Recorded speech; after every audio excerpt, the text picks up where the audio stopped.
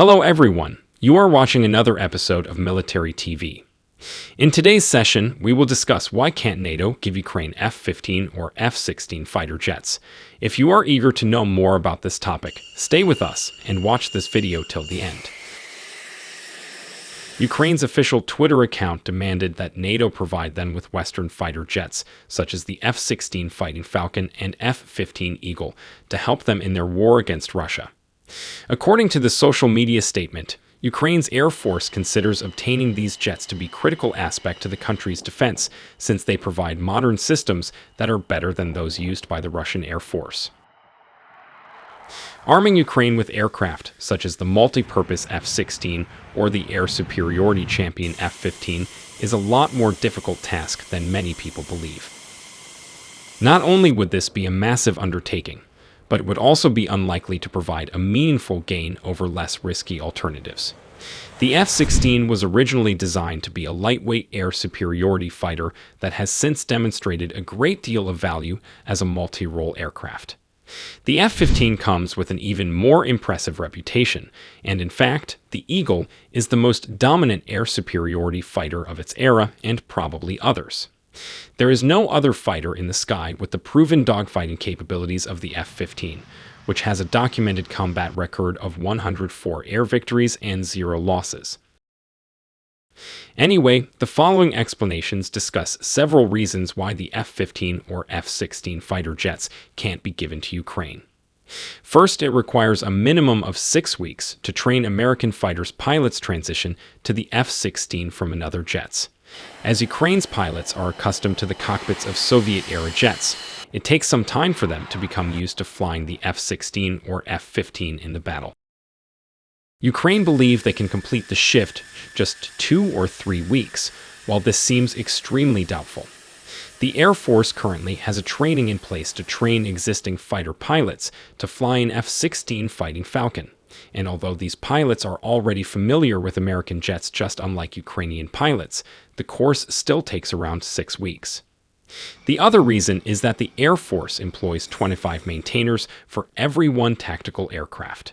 While all fighter jets are not created equal, there is one universal truth when it comes to operating them. It takes a ton of maintenance. Even aircraft like the F-16, which are known for their low operating cost, it still requires a lot of maintenance. In fact, for every hour spent flying, an F-16 requires around 16 hours of maintenance. To be an Air Force tactical aircraft maintenance technician, airmen are required to complete 5 advanced training courses at Shepherd Air Force Base in Wichita Falls, Texas. It takes each technician around 18 months to complete their job-specific training before they're sent to their fleet units, where they'll continue to undergo on-the-job training until they're fully proficient at their jobs. These highly trained maintenance techs then rely on specialized equipment and a massive logistical enterprise to keep them supplied with the materials they need to maintain their aircraft. This would require new infrastructure Ukraine doesn't already have, from a place to put specialized equipment to a means to get regular shipments of Western parts to Ukrainian airstrips. The next point to mention is that Ukraine would have to take F-15s and F-16s into Russia to win the skies. As we've already discussed regarding the establishment of a NATO-enforced no-fly zone over Ukraine, advanced Russian air defense systems like the S-400 have an operational range of around 250 miles. That means Ukrainian fighters would need to engage air defense systems inside Russia and potentially even Belarus to take control of their airspace. Otherwise, these air defense platforms could continue to shoot down Ukrainian jets that strayed too close to Russian territory. But Russian air defense systems aren't the biggest reason Ukraine would need to send its newly gained F-15 and F-16 fleets into Russia. The biggest reason is that most Russian airstrikes are launched by aircraft that never leave Russian airspace. Because Ukraine is so close to Russia's border, Russian soldiers have the ability to fly hundreds of sorties per day, launching missiles toward Ukrainian targets without ever actually flying across the border into Ukraine itself. Similarly, to extend their reach beyond the curvature of the Earth, Russian integrated air defense systems rely largely on airborne WACS, airborne early warning and control systems. Ukraine's F-15s and F-16s tasked with stopping the onslaught of Russian airstrikes would have no choice but to fly into Russia to engage fighters, bombers, and AWACS supporting these airstrike operations. This poses a problem for NATO nations, who would be supplying Ukraine with not just the aircraft, but the training, equipment, and munitions needed to operate them. The last reason is that Ukraine would lose a large number of fighters and the war would certainly continue.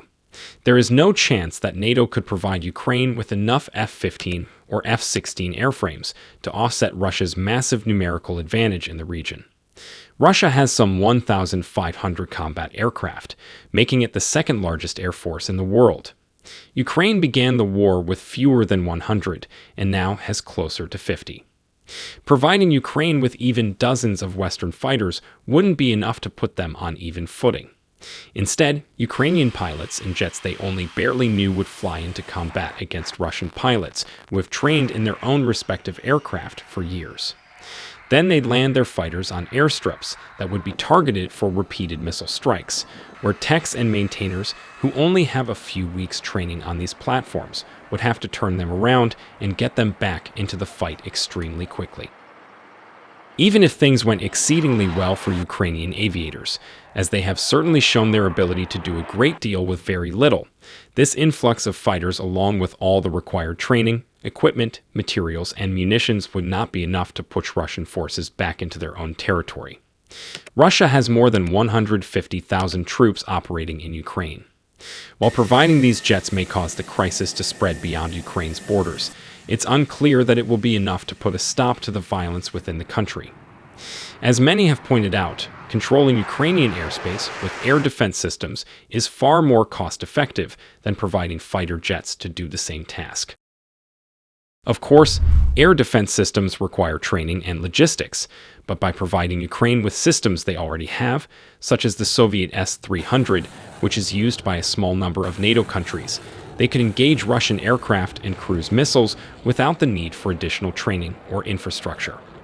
Ultimately, Ukraine may request F-15 and F-16 fleets because they know having some fighters, even ones they may struggle to operate, which is obviously better than none.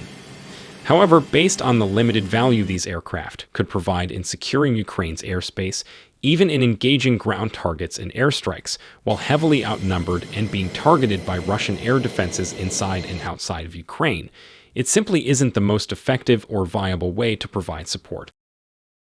Ukraine needs help and a great deal of it, but the aim has to be protecting the people of Ukraine without expanding the conflict into a greater war.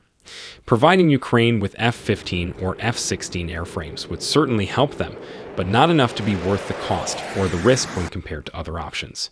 That's all for today. If you have any other reason to mention, feel free to drop your comment below. Thanks for watching, and see you in the next episode.